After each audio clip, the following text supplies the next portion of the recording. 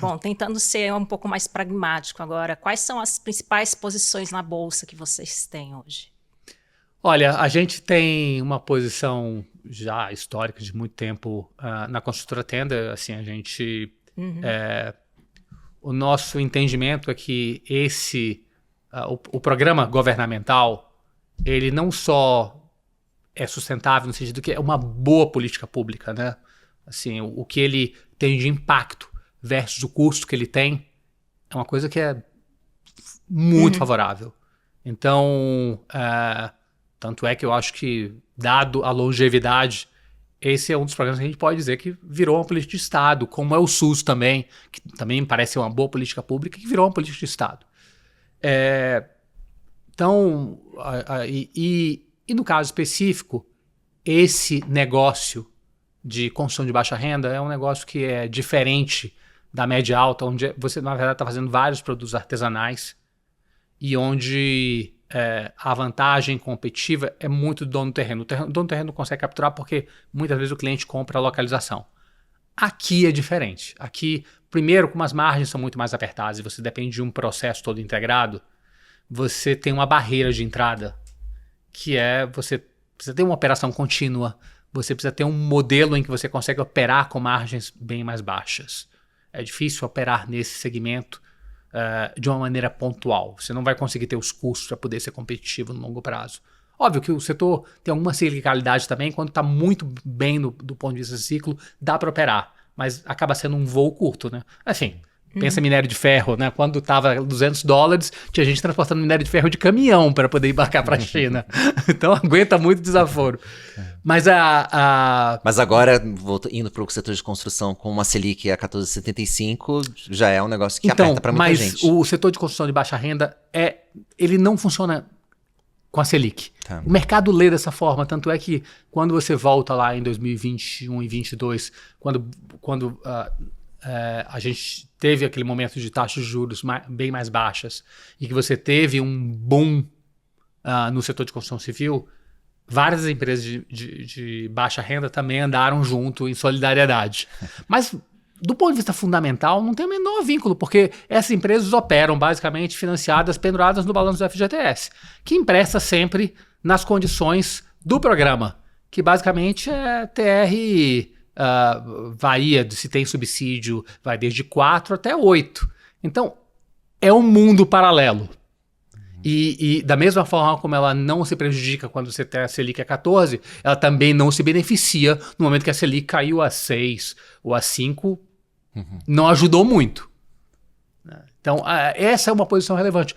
Mas tem outras coisas também. Eu sou bastante otimista com a parte dos ativos com exposição a óleo e gás na Argentina, que tem exposição à vaca muerta. Eu não sei se estou entrando já na parte que era para falar sobre touros e Não. ursos. Então não sei se estou queimando etapas aqui. Você pode se repetir ali um pouquinho na hora dos touros e ursos, se esse for o seu touro. Mas conta um pouquinho sobre, acho que a Argentina, que eu acho que é interessante esse case. Tá. Olha, assim, a Argentina foi um negócio que a gente acompanhou muito de perto.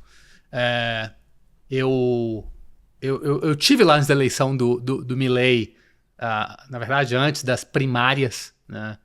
E, assim, lá, nesse momento, existia uma simetria pelo lado oposto bizarra. Porque o mercado basicamente não colocou praticamente probabilidade nenhuma de você ter uma reversão do ponto de vista de políticas e depois essas políticas eventualmente virem a ser bem-sucedidas. Então, assim, o que teve de multiplicação lá de preço foi basicamente uma questão de grande assimetria mesmo, de ponto de partida.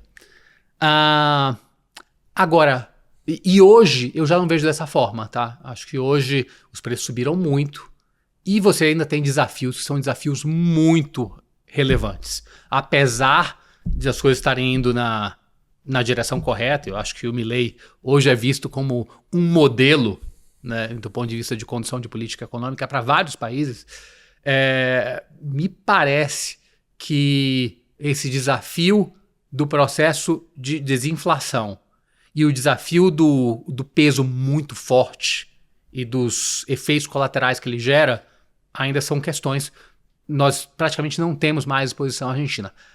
Mas a parte de óleo e gás eu acho que é diferente, porque ali você tem uma situação onde, primeiro, todas aquelas tecnologias que foram desenvolvidas nos Estados Unidos, lá em Permian, no Texas, elas baratearam muito o custo de você explorar, né?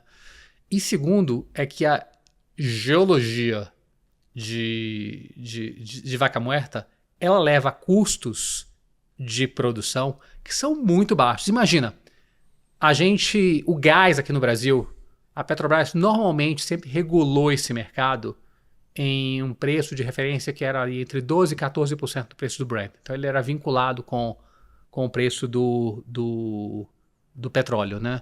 E nos Estados Unidos, depois que teve essa revolução do shale lá, o gás ele foi ancorado num preço muito mais baixo. Ele operava aí, oscilou entre $2 e 7 o milhão de BTU. E com isso ganhou-se uma competitividade na área química assim gigantesca, né? Você basicamente teve uma reindustrialização dos Estados Unidos. Eu acho que esse foi um dos componentes mais irrelevantes nessa década de ouro dos Estados Unidos, foi essa questão do Shale Revolution, digamos assim. Os custos de produção onde eles produzem gás lá é $2 também. A $2 o cara está ganhando dinheiro lá. Então, eventualmente, acho que talvez tenha uma oportunidade grande, se forem resolvidas essa questão dos custos de trânsito, de você ter infraestrutura para o gás chegar aqui, de ter aquilo que o Paulo Guedes advogava lá atrás, de, cara, vamos ter gás barato no Brasil, isso vai reindustrializar. Isso é verdade. É um caminho importante. Então, ali, resolvido o tema de logística, porque o problema lá não é produção, é escoamento, porque você está no meio do nada, então para poder chegar no litoral, você precisa colocar investimentos. É uma coisa que se fosse nos Estados Unidos já teria acontecido em 6 meses. Mas lá, especialmente em um lugar onde que era tão hostil a investimentos, você não tinha investimento. Então basicamente você tinha um gás e petróleo de baixo custo de produção, mas sem infraestrutura para chegar nem num porto e nem num grande centro de consumo. Então isso agora está mudando completamente, né? Você tem 2 projetos grandes de oleoduto e de gasoduto, e eventualmente eu não duvidaria que esse gás eventualmente chegue no Brasil, que vai ser um grande mercado. Só uma dúvida, como que vocês estão expostos a esses ativos? É via ações de petróleo? Via ações. Tem algumas empresas que são plays praticamente diretos, né? A YPF, ela praticamente está vendendo todos os seus ativos maduros e hoje é uma grande aposta em shale. A Vista é uma outra companhia também que... Essa é uma companhia mexicana, mas que as grossas operações dela são lá em Vaca Muerta. E a Pampa também, que é uma outra companhia argentina, que ela é uma espécie de Eneva. Eles produzem gás e eles têm geração. Então eles são integrados, né?